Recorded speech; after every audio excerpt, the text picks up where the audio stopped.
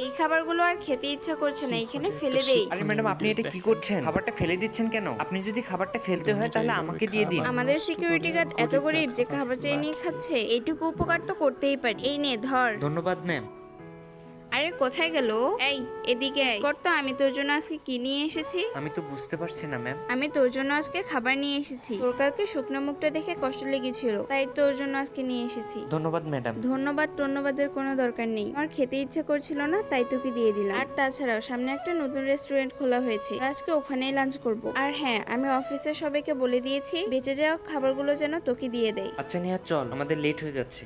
এই নাও সবাই খাবার। আজকের খাবারটা অনেক ভালো ছিল, তাই না? আরে নেহা, এইটা ওই সিকিউরিটি গার্ডটা না? আজকে আমি তোমাদের সবার জন্য খাবার এনেছি, তোমাদের আর টেনশন করতে হবে না। ও তো আমাদের লাঞ্চ গরিবদের মধ্যে বিতরণ করছে। আমার ম্যাম কালকে থেকে তোমাদের খাবার ব্যবস্থা করেছে, তোমাদের আর কোনো টেনশন নেই, ঠিক আছে? আমি তাহলে আজ আসি। বন্ধুরা, এরপর কি হলো তা দেখার জন্য চ্যানেলটিকে সাবস্ক্রাইব